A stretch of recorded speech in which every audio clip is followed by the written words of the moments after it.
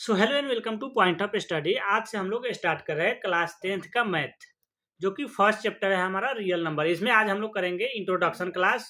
ये जो है आपको पूरा प्लेलिस्ट मिलेगा। इसी प्लेलिस्ट में आप लोग कंप्लीट मैथ को सॉल्यूशन यहाँ पे सोल्व कर सकते हैं। आप समझ सकते हैं कैसे कौन सा क्वेश्चन को सोल्व किया है। आज का जो क्लास है हम लोग का, आज का जो पर्टिकुलर क्लास है, ये हमारा इंट्रोडक्शन का क्लास है। फर्स्ट में हम लोग देख लेते हैं यहाँ पे हम लोग का कौन कौन सा टॉपिक पे डिस्कस करने वाले हैं आज हम लोग। यहाँ पे हमारा फर्स्ट में देखेंगे रेशनल नंबर। आप लोग तो देखे हैं कि रियल नंबर में कितने नंबर होता है। आप लोग पहले देखे थे रेशनल नंबर।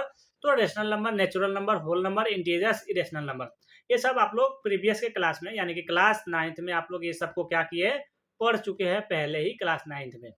हम लोग यहाँ पे देख लेंगे Euclid division lemma, Euclid division algorithm, यानी कि बोले तो थ्योरम 1.1 से थ्योरम 1.5 तक देखेंगे। अब आप बोलेंगे कि थ्योरम 1.1 इसमें कहाँ से आ गया।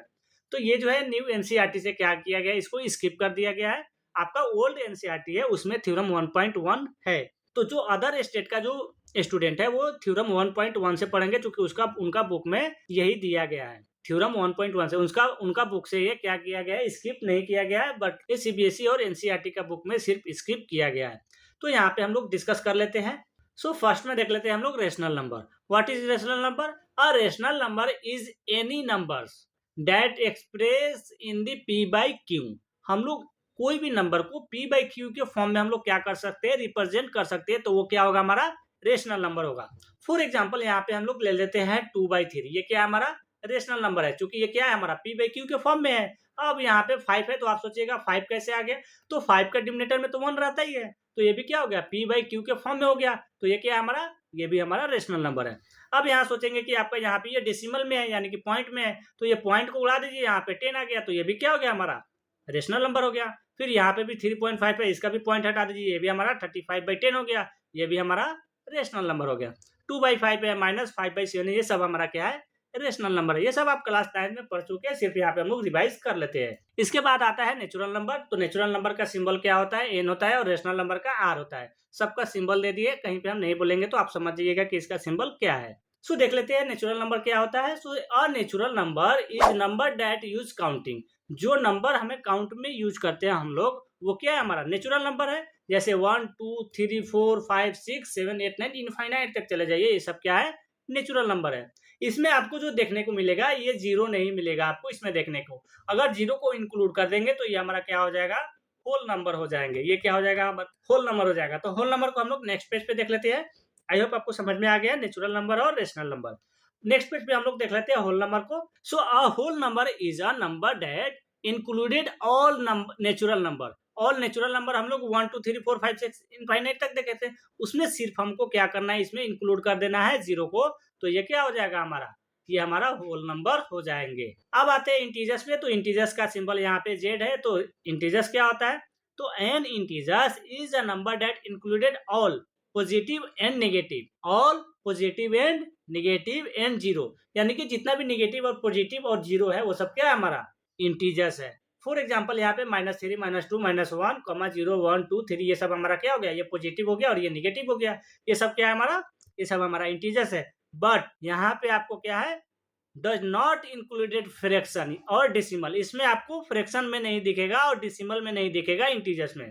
तो याद रहना चाहिए, फ्रैक्शन और डिसिमल में नहीं होना चाहिए, नहीं तो वो इंटीजर्स नहीं होगा। अब आते हैं इरेशनल नंबर। तो irrational number an irrational number is number that can not be express P by Q, यानी कि फ्रैक्शन के रूप में उसको हम लोग रिप्रेजेंट नहीं कर सकते। वो क्या होगा, हमारा इरेशनल नंबर होगा। तो यहाँ पे हम लोग देख लेते हैं, मान लेते हैं कि यहाँ पे हमारा √2 जो है, इसको क्या कर सकते हैं आप लोग, तो √2 को आप पी बाई क्यू के फॉर्म में यानी कि फ्रैक्शन के रूप में आप इसको रिप्रेजेंट नहीं कर सकते हैं।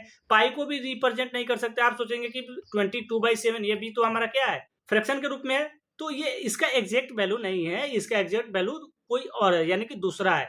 ये हमारा जब भी इसको आप डिफाइन कीजिएगा तो 3.14 ये आपका पूरे डिवाइड होगा ही नहीं। ये क्या होगा, आपका पूरा टर्मिनेट होगा ही नहीं। तो ये क्या है, हमारा इरेशनल नंबर ही है, पाई का वैल्यू जो है।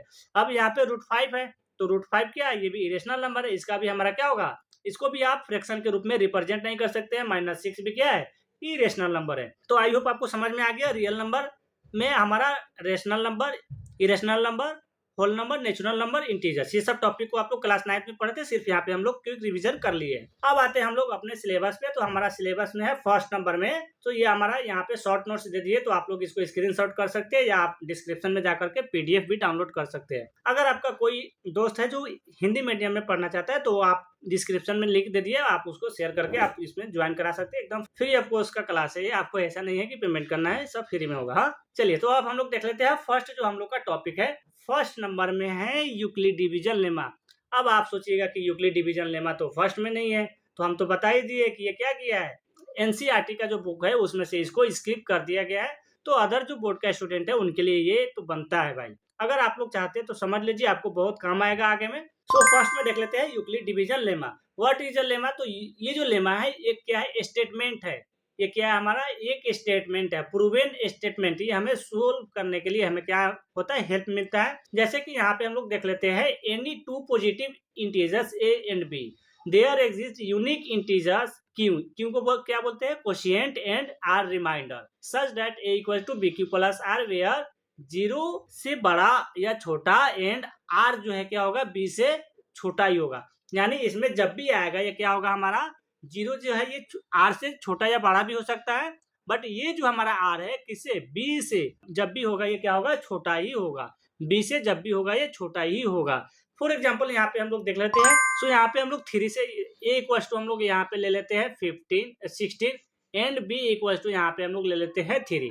अब इसको हम लोग यहाँ पे ले लेते हैं, 16 को डिवाइड करेंगे 3 में, तो 3 में 3 से मल्टीपल करेंगे तो 15 आएगा। अब यहाँ हमारा 1 बच गया, तो अभी हम इस फॉर्म में लिखना है, A equals to B Q plus R, तो यहाँ पे लिख देंगे A equals to B Q plus R. अब यहाँ पे हमें ये पहले ही लिखना चाहिए हमें, बट हम अभी लिखे हैं, हम लोग जब क्वेश्चन को सोल्व करेंगे तो यहाँ पे लिख देंगे हम पहले में। सो अब हमारा ए का वैल्यू कौन सा है, तो ए का वैल्यू हमारा यहाँ 16 है, तो 16 इक्वल्स टू, अब यहाँ पे हमारा क्या है बी, तो बी का वैल्यू कौन सा है, 3 है। सो 3 इंटू क्वोशिएंट, हमारा क्वोशिएंट कौन सा है, यहाँ पे 3 है, सॉरी यहाँ 5 आना चाहिए, 3 5 जब 15 होता है, तो यहाँ पे हमारा 5 आना चाहिए, तो हमारा क्वोशिएंट कितना है, 5 है। प्लस अब रिमाइंडर हमारा कितना बच गया, 1 आया है यहाँ पे रिमाइंडर, तो यहाँ पे रिमाइंडर लिख देंगे। अब आप देखिए इस जो स्टेटमेंट में बोला गया था, ये आर जब भी होगा ये 0 से छोटा या बड़ा होगा। यहाँ पे हमारा 1 है, हम आर ही लिख दिए, यहाँ पे हमारा क्या है 1 है। तो अब देखिए यहाँ पे 3 से छोटा है, जब भी ये छोटा है, बड़ा भी हो सकता है छोटा भी हो सकता है, इसमें कोई बात नहीं है। हाँ, तो ये हमारा 0 से क्या है, ये बड़ा है। अब देखते हैं यहाँ पे आर रिमाइंडर, तो रिमाइंडर क्या है, बी से छोटा है, यहाँ हमारा क्या है 3, तो ये 3 से क्या आया है, छोटा आया है। 1 तो 3 से छोटा, ये स्मॉल है, तो ये हमारा क्या आ गया, स्मॉल ही आया है, यानी कि 0 से स्मॉल यानी कि छोटा या बड़ा, एंड आर से बी जो होगा क्या होगा, हमेशा बड़ा ही होगा। तो इसका यहाँ पे हम लोग लिख दिया dividend equals to divisor into quotient plus remainder, ये आप लोग लिख लीजिएगा। अब आते हैं हम लोग यहाँ पे सोल्व कर लेते हैं 135 एंड 225। ये आपका एक्सरसाइज 1.1 में ही दिया गया है, तो आप लोग इसको देख लीजिए, यहाँ पे एक्सरसाइज 1.1 में है, इसको हम लोग यहाँ पे सोल्व कर लेते हैं। तो इसको सोल्व करने से पहले यहाँ पे हम लोग देख लेते हैं, ये क्या है हमारा यूक्लिड डिवीजन एल्गोरिथम। ये क्या है हमारा Euclid division algorithm, and algorithm is a series of well defined step by step solving problem called algorithm. Algorithm क्या है, ये हम लोग स्टेप बाय स्टेप इसको जो सोल्व करते हैं वही तो हमारा एल्गोरिथम है। इसमें हम लोग क्या करेंगे, इसी के हेल्प से हम लोग क्या निकालेंगे, एचसीएफ निकालेंगे टू पॉजिटिव इंटीजर्स का।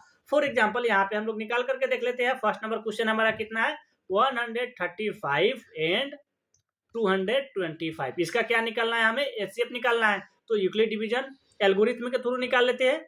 सो यहाँ हमारा A equal to B Q plus R, ये क्या हमारा यूक्लिड डिवीजन लेमा है। So A equal to B Q plus R लिख दिए। तो इसे पहले हम लोग यहाँ पे लिख देंगे ए इक्वल टू हमारा कितना है 225, जो हमारा बड़ा नंबर रहेगा उसको हम ए का वैल्यू ले लेंगे।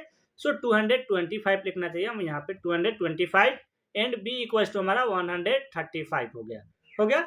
अब यहाँ पे हमें A equal to B Q plus R लेना है, तो हमें पहले डिवाइड करना होगा, तो 135 से डिवाइड करेंगे 225 को, तो 135 में हम 1 से मल्टीपल करेंगे तो यहाँ पे 135 होगा।